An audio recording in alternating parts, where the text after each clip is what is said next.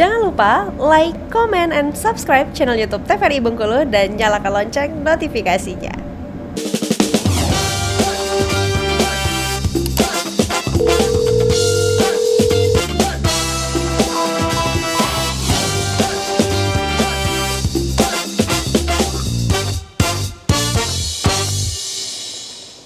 Ya pemirsa, Anda kembali menyaksikan Dokter Kito bersama Kito Sehat edisi hari ini dengan tema adiksi, konseling, dan rehabilitasi.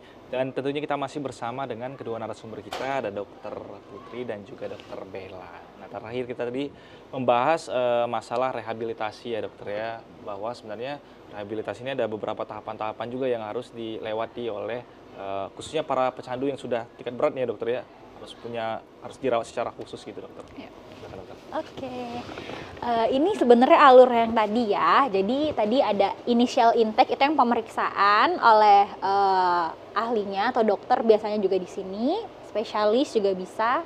Terus lanjutannya adalah detoksifikasi. Detoksifikasi ini biasanya itu 2 minggu yang tadi. Jadi detoksifikasi itu adalah penanganan medisnya, yang obatnya itu yang perlahan-lahan biasanya dosisnya itu diturunkan seperti itu. Terus sambil dilihat apakah ada gejala yang timbul dari pasiennya.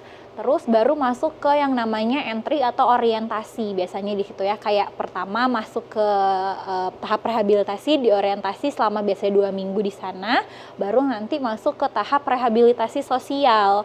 Kalau dia rehabilitasi sosial itu yang udah bergabung sama yang lain-lainnya, ada lingkungannya sendiri gitu. Karena kenapa yang waktu detoksifikasi ini ada orientasi selama 2 minggu itu biasanya memang itu belum digabungkan gitu. Jadi melihat bagaimana dosis obatnya terlebih dahulu gitu, ngelihat gejala yang ditimbulkan sih lebih tepatnya sama pasiennya, belum sama yang lain misalnya gitu ya, atau memang ada kelompok yang sama pengobatannya seperti itu. Tapi kalau misalnya udah rehabilitasi sosial itu dia udah bener-bener digabung, terus udah dikasih tadi ya ada yang spiritual, terus juga ada yang secara keagamaan seperti itu, dan itu biasanya waktu yang di primary itu 4 bulan. Berarti sebenarnya beda obat-obatan yang digunakan, beda juga metode yang dilakukan untuk. Ya, betul. Itu sesuai dengan zat apa yang dikonsumsi. Kalau misalnya dari zat-zat terlarang gitu. Nah, terus ada juga rehabilitasi sosial itu ada lanjutannya juga ke fase re-entry, itu biasanya 1 bulan yang sama ya, tetap aja yang sosial tadi bisa dari keagamaan biasanya atau aktivitas-aktivitas positif yang tadi kayak mencari hobinya seperti itu. Terus bagaimana dia bisa tahu untuk mengisi kekosongan hari-harinya gitu. Baru nanti bisa ke pasca rehabilitasi yang sudah bisa untuk bekerja kembali, atau misalnya dia udah kembali paskanya itu tuh biasanya dia bisa konsultasi lagi ke namanya ada rumah mandiri atau rumah bimbingannya gitu. Tapi tetap dalam konseling gitu ya, sama perawatan gitu. Tapi udah enggak yang di bareng-bareng gitu, udah bisa kembali. Oke, jadi alurnya sebenarnya cukup panjang ya, betul. Rehabilitasi tersebut. Nah dokter, kalau tingkat keberhasilan rehabilitasi ini ditentukan karena faktor apa dokter yang paling berpengaruh? Karena kan biasanya nih kalau orang-orang yang sudah kecanduan, apalagi dia sampai ke tahapan akhir tadi, sampai kalau nggak dapet sakau terus dia rehabilitasi, banyak juga yang mengulang perilakunya dokter. Sudah rehabilitasi terus ternyata mengulang. Nah, iya. Tingkat keberhasilan rehabilitasi ini ditentukan sama diri sendiri ya. Jadi karena yang punya rasa keinginan itu yang bisa mengendalikan otak yang tadi ya, dopamin itu dia kalau misalnya dipicu, misalnya kita kayak pengen banget gitu, itu diri sendiri yang bisa ngatur gitu ya. Walaupun sudah direhabilitasi, sudah dikembalikan lagi, udah dikasih dosisnya bertahap lagi, diturunkan lagi, sudah dikasih rehabilitasi.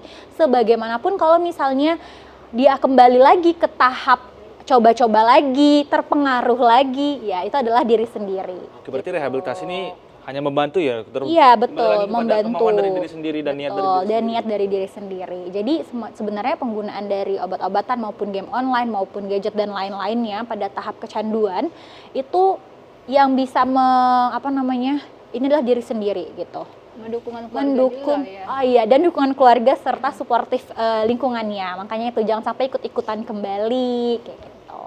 Jadi rehabilitasi ini posisinya tuh untuk membantu para pecandu gitu dokter, yang karena memang kalau niat dari diri sendiri saja sulit juga dokter tanpa ada bantuan dari rehabilitasi, karena Betul. jika di stop secara brutal tadi tidak ada pengurangan dosis dan lain sebagainya, tentu akan mengulang lagi juga ya dokter, Iya, pelakunya. betul. Dan juga dukungan tadi ya, dukungan dari support sistemnya, keluarga, terus juga orang terdekat. Dan biasanya juga ini harus lebih sering ini apa namanya komunikasi gitu. Jadi keluarga tuh juga punya peran penting dalam tahapan ini gitu. Selain dukungan misalnya dikasih apa namanya diawasi gitu ya, yang udah pernah masuk ke dalam sini. Berarti kalau keluarga mau mengawasi seperti apa dokter? Ini misalnya lepas rehab nih kan, oh udah dianggap sudah bisa kembali bersosial, kembali pada keluarganya. Nah ini bentuk support atau dukungan dari para keluarga ini apakah harus mengawasi, apakah harus melihat gerak-geriknya? Iya. Seperti apa sebenarnya dokter? Ajak ke hal positif juga gitu ya. Jadi keluarganya itu misalnya dia lagi ada waktu kosong gitu, nah keluarganya ada inisiatif juga untuk mengajak ke hal-hal positif gitu, entah hobi bersama, jalan-jalan kah, refreshing kah, seperti itu.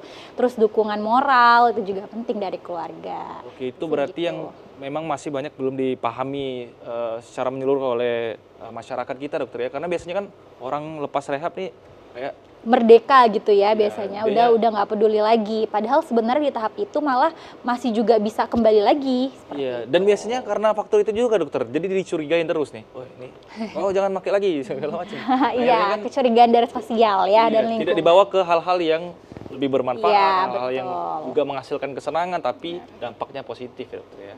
Betul sekali.